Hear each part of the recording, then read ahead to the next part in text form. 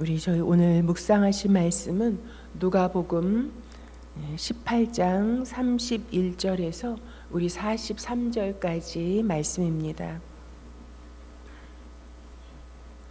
우리 천천히 교독하시겠습니다. 예수께서 12 제자를 곁에 불러 놓으시고 그들에게 말씀하셨다. 보아라, 우리는 예루살렘으로 올라가고 있다.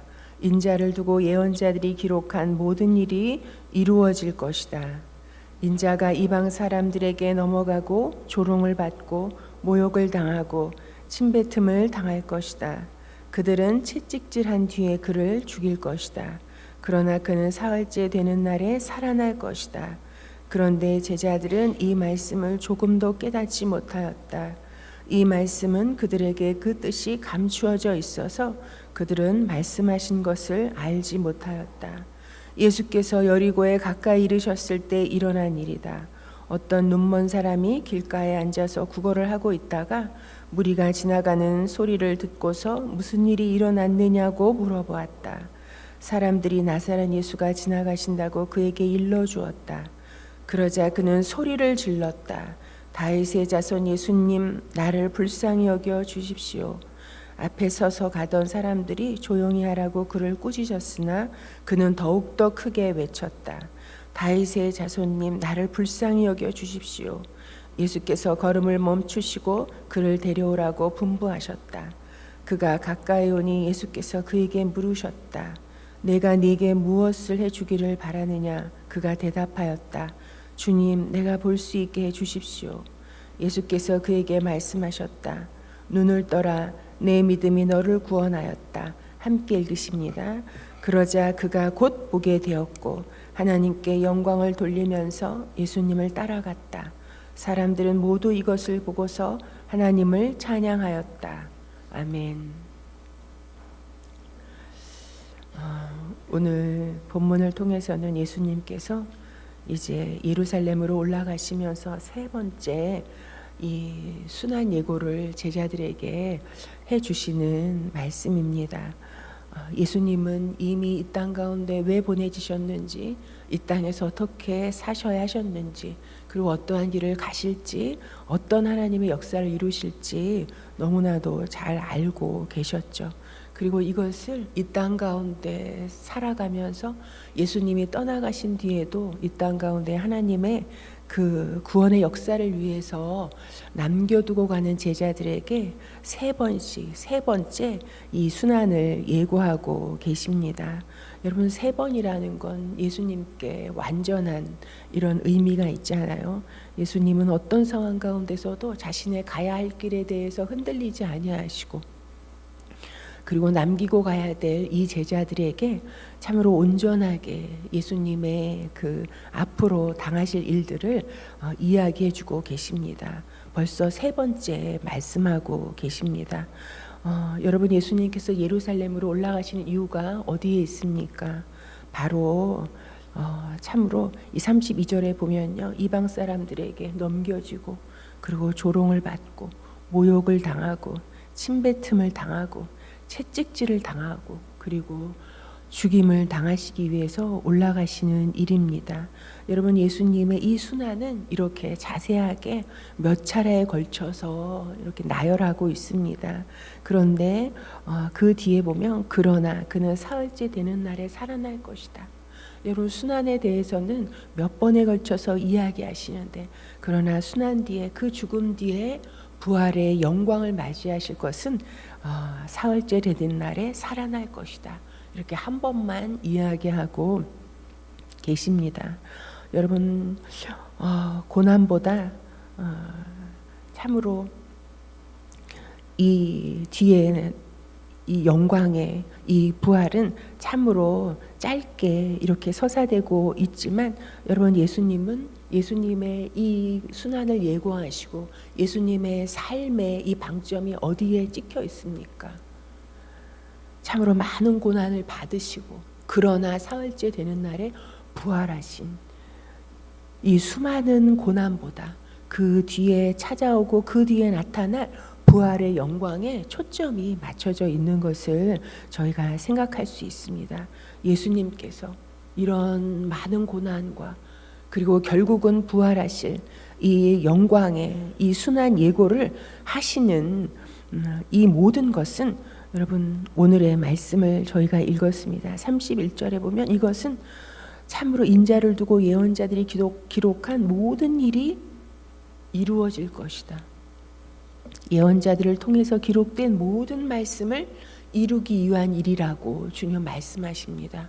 여러분 이 말씀 가운데 예수님의 삶의 이런 방식과 이런 목적이 어디에 있었는지, 이런 순환을 끊임없이 엄청난 고통에 따르는 이런 순환, 지고 싶지 않은, 가고 싶지 않은 이런 고난의 길을 참으로 그러나 묵묵하게 가실 수 있었던 그 예수님의 힘은 어디에 있는가? 예수님은 무엇을 붙잡고 그 길을 가셨나?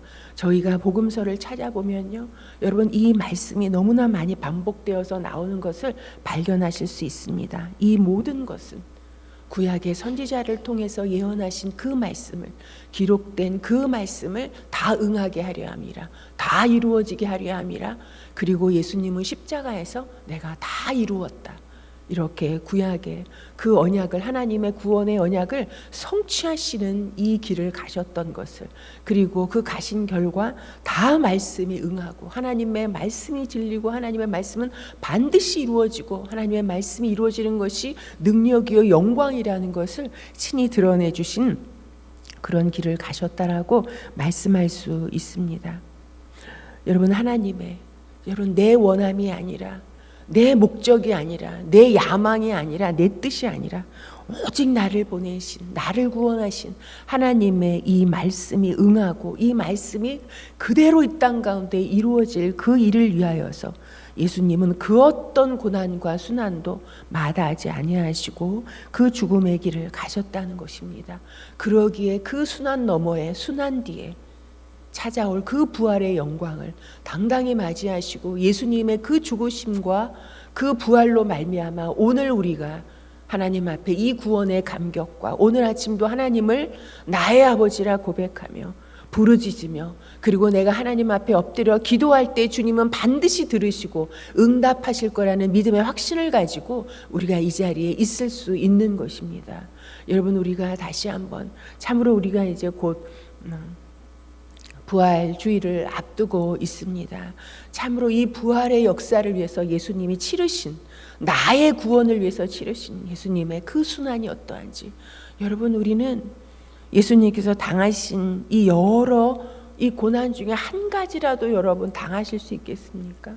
여러분 한 가지의 그림자만 우리가 당한다 할지라도 우리는 산의 중내, 여러분 그 고통의 이 비명이 말도 못할 것입니다. 특별히 내 자녀가, 우리에게 주신 자녀가 이런 고난과 순환의 길을 간다 하면 여러분 우리가 견딜 수 있겠습니까? 그런데 예수님은 참으로 하나님께서 택하고자 하시는 우리를 위해서, 우리 한 사람 한 사람을 위해서 이 순환과 고난의 시간을 거쳐 가셨다는 것, 여러분 그러기 위해서 여러분 그 길을 가시면서 그 어떤 것도 아니고 하나님의 말씀이 응하는 일을 위하여서, 하나님이 그 말씀하신 그 기록한 모든 일들이 다 이루어질 것을 위하여서 이 길을 가셨다라고 말씀하고 있습니다. 그런데 제자들은, 여러분 제자들에게 가르쳐 주시는 말씀이잖아요. 제자들이 여러분 3년을 동고동락했습니다. 처음에는 도대체 저게 무슨 말씀인지, 왜 저런 말씀을 하시는지, 말도 안 되는 말씀을 하신다 생각할 수 있지만 하시고 또 하시고 하신다면 도대체 예수님이 왜 저런, 예수님의 뜻이 정말 무엇인가, 여러분 그렇게 좀 의심해보고 생각해 볼 만도 하지 않을까 여겨지는데, 제자들은 여전히 뭐라고 합니까? 이 말씀을 조금도 깨닫지 못하였다고. 여러분 이 말씀은 그래서 그들에게 그 뜻이 감추어져 있어서 주님께서 하신 말씀을 알아듣지 못했다라고 이야기하고 있습니다. 여러분 예수님께서요, 우리 앞에서, 우리 옆에서, 우리 뒤에서, 사방에서 성령께서 우리를 둘러지치고 계셔도 여러분 내가 딴 생각하고 있고, 내가 오해하고 있고, 내 생각으로 가득 차 있으면요, 아무리 옆에서 예수님께서 확성기를 대고 말씀하셔도 깨닫지 못하는 것을 하나님의 그 뜻이 여러분 감추어져 있을 수밖에 없는 것을 이렇게 우리에게 보여주고 계십니다. 그래서 저희가 말씀을 펼칠 때, 기도할 때는 여러분 내 생각과 내 주장과 여러분 내 뜻을 다 내려놓고 겸손하게 하나님 앞에 엎드릴 때, 여러분 주님은 주님의 뜻을요 참으로 지혜롭고 강한 자들에게는 오히려 감추시고 어린아이처럼 철부지 없는 자들에게 나타내 보여주심을 감사하는 그런 기도를 올리셨습니다. 오로지 주님의 그 뜻을 나는 깨닫지 못하고 주님의 도우심이 아니면 주님 말씀하여 주시옵소서, 제게 듣게 하여 주옵소서, 깨닫게 해 주옵소서. 겸손한 마음으로 엎드릴 때 주님은 참으로 이 미련하고 어린아이 같은 저에게도 열어주시고 깨닫게 해주시고, 그리고 그 뜻을 참으로 이루는 순종의 길을 갈 수 있도록 성령님께서 일마다 때마다 도우시고 함께 하시고 넘어질 때 일으켜 주시고 결국은 말씀을 이루는 성취하는 그 자리에 세우실 것을 분명하게 믿습니다. 여러분, 이런 오늘의 제자들의 모습과는 대비되는 사람이 한 사람 나옵니다. 여리고에 가까이 이르셨을 때 예수님은 계속해서 멈추지 아니하고 가는 곳마다 놀라운 기적의 역사를 나타내시면서, 그러나 최종점은 예루살렘으로 그 십자가를 향해서 걸어가고 계십니다. 그런 길 가운데 어떤 눈먼 사람을 만나시게 되죠. 여러분, 이 눈먼 사람을 만나셔서 예수님과 주고받는 이 대화를 보면 여러분 참 심상치 않은 것을 우리가 볼 수 있지 않습니까? 먼저 이 눈먼 사람, 여러분 맹인의 삶을 살아왔던 사람입니다. 그런데 예수님이 지나가신다는 소식을 듣고 이 사람의 반응이 어떠합니까? 소리를 질러 무엇이라고 고백하고 있습니까? 다윗의 자손 예수님, 나를 불쌍히 여겨 주십시오. 다윗의 자손 예수님, 나를 불쌍히 여겨 주옵소서. 여러분, 이 사람이 소리를 질렀다라고 말합니다. 그러자 여러분 앞에 가던 사람들이 좀 조용히 하라고, 여러분 눈먼 맹인이라니까요. 수많은 사람들이 예수님을 둘러싸고 계속해서 한 걸음 한 걸음 예수님의 그 기적을 보려고 얼마나 많은 사람이 몰려들었겠습니까? 그러나 이 사람은 거기에 참여할 수도 없었고, 여러분 많은 사람들에게 무시를 당하는 여러분 그런 인생을 살던 사람 아니겠습니까? 그러니 조용히 하라고 그를 꾸짖었습니다. 여러분, 그러면 위축되기도 할 것인데 여러분 그는 그러할수록 더욱더 크게 외쳤다라고 말합니다. 여러분, 외침의 이 사람의 주제는 한 가지죠. 오직 다윗의 자손 예수님, 나를 불쌍히 여겨 주옵소서. 다윗의 자손 예수님, 나를 불쌍히 여겨 주시옵소서. 여러분, 누가 이 사람에게 예수님을 전해 주었는지 알지 못하지만 여러분, 예수님은 이 사람은, 눈먼 사람은 누구보다도 예수님이 누구신지, 구약의 언약된 다윗의 자손으로 오신 메시아시라는 것을, 이분만이 나를 불쌍히 여겨 주실 것을 여러분 굳건히 믿는 이 마음으로 여러분 자기 인생의 힘을 다하여서 여러분 외치고 부르짖어 예수님께 참으로 기도하지 않았겠습니까? 다윗의 자손 예수님, 나를 불쌍히 여겨 주시옵소서. 여러분, 그러자 여러분 예수님께서 그 수많은 군중 가운데 이 사람에게 가까이 오셨다라고 말합니다. 가까이 오셨다라고. 여러분, 그 누구에게도 아니에요. 돈 많은 사람, 옷을 잘 입은 사람, 엄청 유력한 사람, 힘이 센 사람, 여러분 그런 무슨 감투와 직분이 높은 사람, 여러분 그 사람이 아닙니다.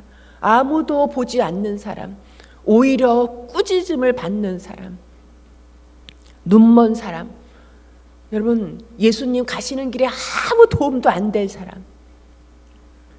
여러분, 그런데 그 사람에게 예수님이 가까이 오셨다라고 말씀하고 있습니다. 가까이 오셔서 예수님께서 질문하시죠. 내가 내게 무엇을 해주기를 바라느냐? 여러분, 예수님께서 가까이 오셔서 내가 너를 위해 무엇을 해주기를 원하느냐? 여러분, 이렇게 물으신다면 그 인생의 모든 게임은 끝난 거 아닙니까?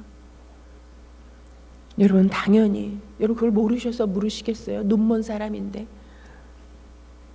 여러분, 그러나 예수님은 그의 간절함이, 그의 진정한 원함이 무엇인지 그의 입으로 분명하게 고백하기를 여러분 질문을 하고 계시죠. 그러자 주님 내가 볼 수 있게 해주십시오. 주님 내가 볼 수 있게 해주십시오. 볼 수 있게 해주십시오. 여러분 그러나 그가 이렇게 볼 수 있게 해달라고 기도했던 이 이면에는 단순히 육체적인 눈만 뜨는 것을 의미하는 게 아니라 더 큰 의미가 있었다는 것을 예수님의 답을 통해서 우리는 알 수 있습니다. 예수께서 그에게 말씀하셨다. 눈을 떠라. 내 믿음이 너를 구원하였다. 여러분 눈만 뜨게 해주셔도 그 인생이 180도 바뀌는 거 아니에요? 눈만 뜨게 해주셔도 그 인생의 그 답답했던 문제가 해결되어지는 거 아닙니까? 그러나 그 눈 뜨는 것 이상의 내 믿음이 너를 구원하였다. 여러분 이 사람에게 뭔 그렇게 하나님께 칭찬받을 만한 믿음이 있었을까요? 여러분 다른 사람들이 볼 때 이 말이 참으로 공감이 됐을까요? 여러분 사람들은 알지 못하여도 사람들은 헤아리지 못하여도 주님은 여러분 우리에게 예수님에 대해서 알려주시고 말씀해 주시고 그리고 그 마음 깊숙한 곳에서 예수님에 대해서 바르게 고백하도록 도우시고 그 고백을 할 때 그 고백을 가지고 주님께 나와 부르짖을 때 주님은 오히려 내가 너를 낫게 해주겠다. 여러분 그렇게 말씀하지 아니하시고 내 믿음이 너를 구원하였다. 그 믿음을 주신 하나님께 영광을 돌리며 그 믿음을 가지고 고백한 그 사람을 인정해 주시고 눈을 뜨게 해 주셨을 뿐만 아니라 영원한 생명의 영혼의 구원을 주시는 이런 예수님이신 것을 우리에게 보여주십니다. 여러분 누가 눈먼 사람입니까? 여러분 눈을 뜨고 예수님을 3년이나 따라다녔어도 예수님이 말씀하시는 예수님이 너무나 중요한 예수님과 관련된 너무 중요한 것을 말씀하고 또 말씀해 주셔도 조금도 알아듣지 못하고 깨닫지 못하고 여전히 딴소리하고 여전히 내가 원하는 예수님의 그 주장을 놓지 아니하고 따라갔던 이 제자들입니까? 아니면 평생 예수님을 한 번도 뵙지 못하고 처음 잠깐 배웠지만 예수님에 대한 소문을 듣고 예수님이 누구신지 바른 고백을 올려드리고 예수님께 간구하고 참으로 그 평생의 소원이었던 눈을 뜨고 그리고 영혼의 구원을 받았던 이 눈먼 사람이 진정한 여러분 눈먼 사람입니까? 누가 진짜 눈먼 사람입니까? 저는 이 말씀을 참으로 묵상하면서 제 자신을 생각해 볼 때 여러분 제가 지금까지 눈먼 사람으로 살았구나 하는 생각이 들더라고요. 여러분 지금까지 예수님을 만나고 참으로 부름받고 교회 안에서 사역한다고 했지만 참으로 제대로 하나님의 그 뜻과 마음을 헤아리지 못하고 그저 내 열심과 내 충성으로 사역이라는 이름으로 사랑이라는 이름으로 얼마나 많은 사람을 알게 모르게 오히려 죽이고 상처 주고 아프게 하고 참으로 행해왔던 모든 것들이 참으로 부끄러움밖에 없는 저의 모습을 참 발견하게 되더라고요. 그리고 참으로 믿는다 누구보다 말씀을 가르치며 말씀을 입에 담고 산다 하지만 참으로 일마다 때마다 제 안에 저는 알잖아요. 얼마나 교묘하게 불순종과 이 불신앙의 모습으로 살았는지 사람들은 속일 수 있었지만 하나님 앞에 제 모습을 드러낼 때 제가 영적으로 눈먼 자였다는 것을 고백하지 아니할 수가 없더라고요. 그리고 사람들을 기도 자리에 앉아서 사람들을 생각하면 이 사람에게도 잘못했고 저 사람에게도 잘못했고 여러분 너무 그것이 많아서 제가 어떤 날은 꿈속에서도 하나님 앞에 하나님 이 사람에게도 제가 이걸 잘못했네요. 저 사람에게도 이걸 잘못했네요. 고백하다 보니까요 너무 이게 끝이 없이 꼬리에 꼬리를 물고 이어져서 제가 하나님 앞에 어쩜 이렇게 제가 잘못한 게 많아요 하나님. 그러면서 저도 모르게 제가 실수가 나오더라고요. 내가 이런 삶을 살았구나. 그러면서도 여러분 제가 이러한 삶을 살았는데 이렇게 눈먼 자였는데 제가 여기까지 살 수 있었던 것은 이거는 전적인 하나님의 긍휼히 여기심이었구나. 불쌍히 여기심이었구나. 그것이 아니었다면 제 삶은 여기까지 오지도 못했을 것이고 산다 하여도 살아갈 의미가 없었던 인생인 것을 고백하지 아니할 수가 없더라고요. 여러분, 이 눈먼 자의 고백이 오늘 저와 여러분들의 이런 고백이 기도가 되기를 소망합니다. 하나님, 제가 눈먼 자였습니다. 알고 봤더니 제가 눈먼 자였습니다. 제가 다른 사람을 오히려 정죄하고 왜 이렇게 답답하게 알아듣지 못하느냐고 그런 자리에 있었는데, 알고 봤더니 제가 주님의 말씀을 제대로 깨닫지 못하고 제가 하나님의 마음을 헤아리지 못하고 제가 참으로 눈 뜨고 있다 하지만 눈 뜨고 말씀을 읽고 눈 감고 누구보다 절실하게 기도한다고 했지만 제가 눈먼 자였습니다. 하나님의 도우심이 아니면 살 수 없는 자요, 하나님의 붙들어 주심이 아니시면 제 인생이 살아도 아무 의미가 없고 하나님이 참으로 도와주지 아니하시면 제가 어떤 것도 할 수 없는 자입니다. 무엇보다 제 눈을 열어주셔서 하나님을 제대로 알고 예수님을 제대로 따라가고 바른 믿음의 고백으로 하나님과 교제하며 나를 이 땅 가운데 보내신 그 길이 잠깐 고난의 길이요 순환의 길이라 할지라도 참으로 부활의 영광을 볼 그 믿음의 확신을 가지고 주님, 나를 이 땅 가운데 보내신 그 뜻을 이루어 주님을 영광스럽게 하는 하나님의 자녀된 저가 되게 해 주시옵소서.